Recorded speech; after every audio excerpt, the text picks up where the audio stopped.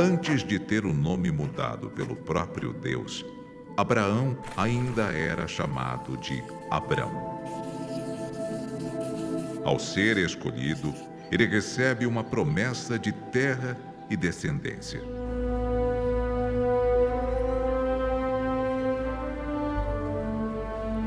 É interessante como o autor de Hebreus diz sobre Abraão, de que ele é o grande pai da fé, porque ele saiu, confiou em Deus, mas ele foi especificamente para um lugar que ele não sabe qual é. Ele não sabe o destino.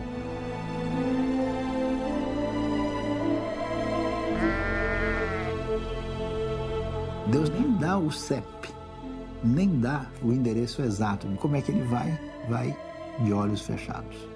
Deus não deixa a gente ver. É como um pai que vai atravessar um túnel escuro e pega a mão do filho, que não pode enxergar nada, e ele vai dizer: "Ô pai, eu tô com medo." Não, fica tranquilo. Confia no papai que a gente vai chegar do outro lado. A dificuldade para ter filhos se torna um problema para a mulher de Abrão, Sarai.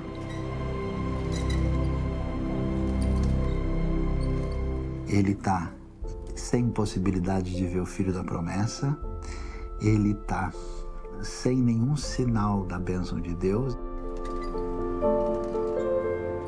E como é que ele vai ter uma descendência? Ele já estava quase acreditando que quem ia ser a continuidade dele seria o escravo, seria o servo, o Eliezer Damasceno. E Deus disse: não, vai ser alguém que vai vir das tuas entranhas. Então, ele acreditou. Deus tirou ele para fora, mostrou para ele as estrelas. Disse: como você não pode contar as estrelas, você não vai poder contar a tua descendência.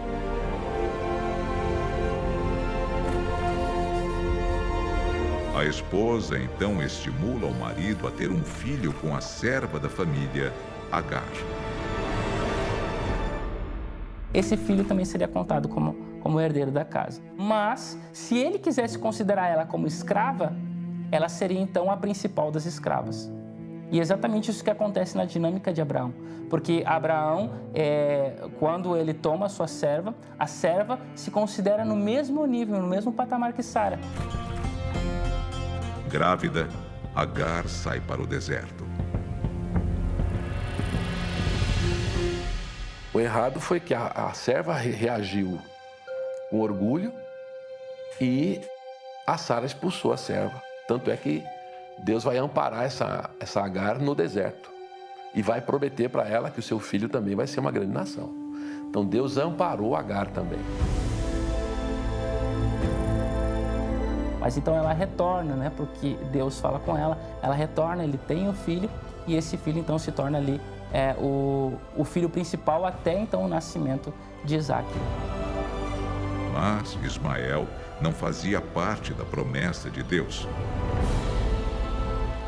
Ismael é um caso interessante porque, apesar de não estar dentro dessa aliança, porque isso vai ficar muito claro, Deus falou: nem Eliezer, que é o servo, né, de Abraão, nem Ismael são os filhos da promessa. Então, Ismael foi aquela força humana tentando resolver a situação. A gente dá uma ajudinha para Deus, já que Deus não sabe resolver, ele não sabe que agora que é urgente, que é a hora certa, então vamos dar uma ajudinha a ele. Então, é isso que eles fizeram. O futuro patriarca da fé tinha 86 anos no momento em que Ismael nasceu. Quando Abrão chega aos 99 anos, Deus faz uma nova aliança com ele. Quando Abraão recebe a bênção da descendência, que Deus promete a ele que ele vai ser pai de muitos povos, Deus disse para ele: e o seu nome não será mais Abraão, senão Abraão. Em hebraico, não Avram, senão Avraham, que você será pai de muitos povos. E Sarai, chamava-se Sarai, com I no fim do nome dela, ela perdeu esse I, tornou-se Sará para ser a mãe do povo judeu, a matriarca. Com os novos nomes, a promessa de Sara gerar uma criança é renovada. Foi somente aos 100 anos de idade que Abraão teve seu filho tão esperado com a esposa, que tinha 90 anos. Pela fé, também a mesma Sara recebeu o poder de conceber e deu à luz já fora da idade, porquanto teve por fiel aquele que o tinha prometido. Isaac é um personagem interessante porque ele é o filho tão esperado, né? Assim, tão prometido e esperado, a concretização de tudo isso que ele falou, porque através dele é que virão todos os outros descendentes. E ele é o filho da promessa. Porque aí tem essa questão, por que ele, por que não o Ismael? Bom, o Ismael é filho de Agar. Agar não é a esposa oficial de Abraão. Né? Agar é escrava de Sara. E, tecnicamente, inclusive, o filho até seria de Sara.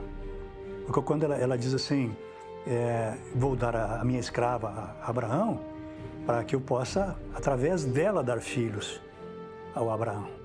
Né? Mas parece que não era assim, então, da vontade de Deus, isso. Mas Deus abençoou também, e os dois foram dois grandes povos, com certeza. Mas o Isaac é citado realmente como o filho da promessa. E, apesar dele, juntamente com Sara e Agar, ter tentado fazer um plano paralelo ao de Deus e ter conseguido um filho da promessa na sua própria força. Esse é o primeiro homem chamado de justo, de maneira como alguém justificado por Deus. Mas o espetacular é quando você vê Gênesis 15, quando tem a primeira folha da aliança de Deus com Abraão, e no capítulo 17, a segunda, quando aparece esse reforço da promessa divina, no meio é o nascimento de Ismael. Isso é tão espetacular porque é um sanduíche misterioso, onde você vê o fracasso humano, a fragilidade do grande patriarca, ladeado pelos 2 capítulos da promessa e da aliança divina, que são infalíveis, e a gente vê como é que Deus constrói de modo espetacular a trajetória do herói da fé, que é Abraão.